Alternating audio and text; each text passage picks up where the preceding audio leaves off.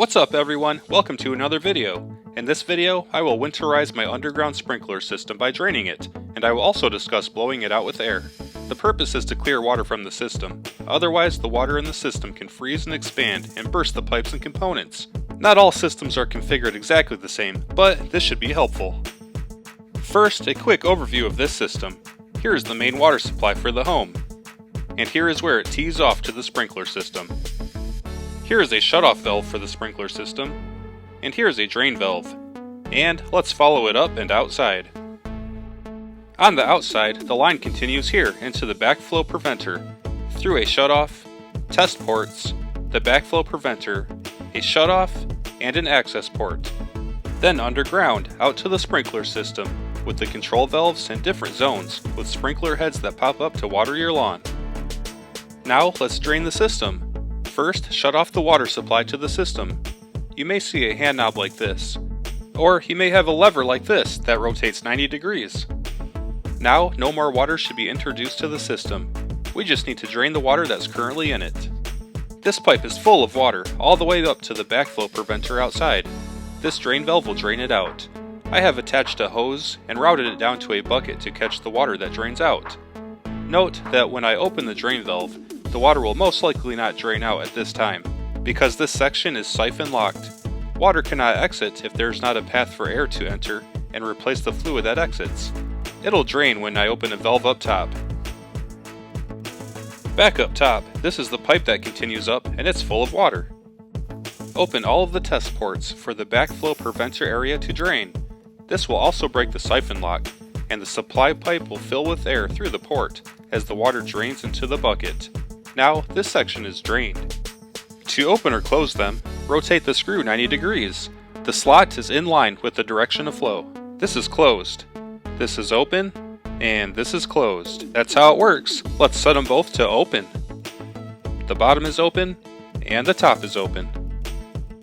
So, all of this section is drained, down through the hose, into the bucket. Now, I have 4 things to point out. First, the backflow preventer is all metal and directly exposed to the cold and wind chill, and is very susceptible to freezing and experiencing damage. It is also very expensive to replace. If you do only this, you have done yourself a huge favor. Second, leave it in this configuration for the winter, with the water supply closed, and the drain, valves, and test ports open. If, by chance, there is a slow leak through the valve, the water will flow out of the drain valve instead of filling back up into the backflow preventer and bursting it. Third, if you want to blow the underground lines out with air, now is the time. I will walk through it, but I am not going to do it, and I will tell you why after the walkthrough. To blow out the lines, connect the compressed air after the backflow preventer. Do not connect it before the preventer or at the test ports. If you have one, close the shutoff valve so air doesn't flow backwards into the backflow preventer. I have a connection port here to connect the air. Install the required adapters to connect your air compressor line. Next, turn on the system and open the flow to a zone. This will allow the air to flow through that zone, pushing the water in that zone out through the sprinkler heads. Then introduce the compressed air into the line to force the water in that line out through the sprinkler heads. Repeat the process for each zone. I've seen maximum air pressure recommendations range from 50 to 70 psi. I would recommend investigating the rating for your specific system, or going with the lowest general recommended value to be safe. Now the fourth point. I personally do not blow out these lines with air. I have hundreds of feet of sprinkler line, and my air compressor does not have that kind of capacity. I have a typical 2-gallon compressor, and it does not produce the required volume. I would need to fill it up dozens of times. As an alternative, I just drain the lines. Through access holes, I have manual drain valves teed into the underground lines.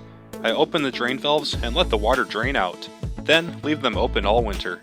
This has been done for years on this system with no issues, so that's my personal experience and a possible alternative for you to look into. So that wraps up this video. As always, thanks for watching. I hope you found it helpful. Drop any comments below. I hope you have a great day, and I'll see you in the next video.